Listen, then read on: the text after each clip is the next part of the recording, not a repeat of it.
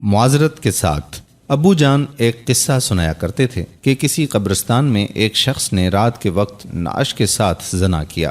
بادشاہ وقت ایک نیک صفت شخص تھا۔ اس کے خواب میں ایک سفید پوش آدمی آیا اور اسے کہا کہ فلاں مقام پر فلاں شخص اس گناہ کا مرتکب ہوا ہے، اور اسے حکم دیا کہ اس زانی کو فوراً بادشاہی دربار میں لا کر اسے مشیر خاص کے عہدے پر مقرر کیا جائے۔ بادشاہ نے وجہ جاننی چاہی تو فوراً خواب ٹوٹ گیا، وہ سوچ میں پڑ گیا۔ بہرحال سپاہی روانہ ہوئے اور جائے وقوع پر پہنچے۔ وہ شخص وہیں موجود تھا۔ سپاہیوں کو دیکھ کر وہ بکھلا گیا اور اسے یقین ہو گیا کہ اس کی موت کا وقت آن پہنچا ہے۔ اسے بادشاہ کے سامنے حاضر کیا گیا۔ بادشاہ نے اسے اس کا گناہ سنایا اور کہا کہ آج سے تم میرے مشیر خاص ہو۔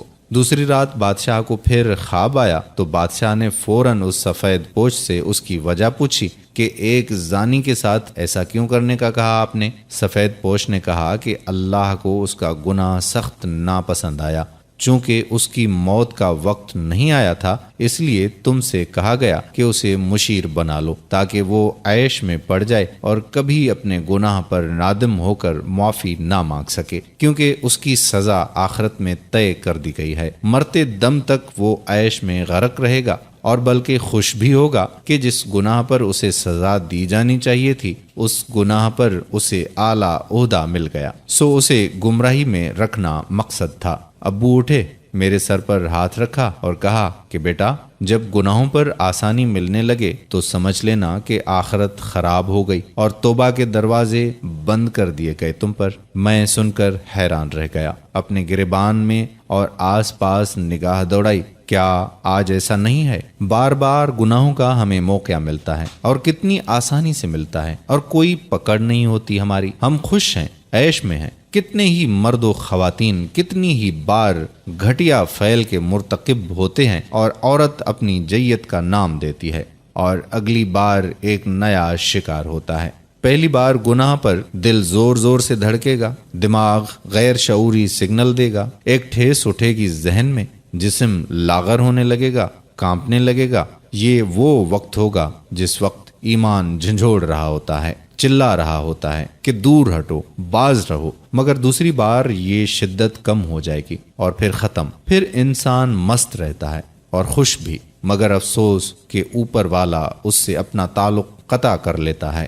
گناہ کا راستہ ہمیشہ ہموار ہوگا اور آسان بھی، مگر یاد رکھیے کہ سچ کا راستہ دشوار ہوتا ہے۔ اس میں بے شمار تکلیفیں ہوں گی، آزمائشیں ہوں گی، مصیبتیں ہوں گی، مگر گناہ کا راستہ ہمیشہ ہموار ہوگا۔ کسی زمین میں گندم خود نہیں اگتی، اگائی جاتی ہے، محنت کی جاتی ہے، خیال کیا جاتا ہے، حفاظت کی جاتی ہے، تب جا کے پھل ملتا ہے۔ مگر کسی زمین میں جھاڑیاں، غیر ضروری گھاس پھوس، کانٹے دار پودے خود ہی اگتے ہیں، ان پہ کوئی محنت نہیں کرنی پڑتی، وہ خود ہی اگتے ہیں اور کچھ ہی دنوں میں پوری زمین کو لپیٹ میں لے کر اسے ناکارہ بنا لیتے ہیں۔ اسی طرح بالکل آپ کے دل کی زمین ہے جہاں گناہوں کا تصور از خود پیدا ہوگا اور بڑھے گا، مگر نیکیوں کے لیے، گناہوں سے بچنے کے لیے محنت کرنی پڑے گی، دشواریوں سے گزرنا ہوگا۔ خدا را اس لعنت سے بچیں۔ اس میں ملوث ہونا کوئی کمال نہیں ہے، بچنا کمال ہے، باز رہنا کمال ہے۔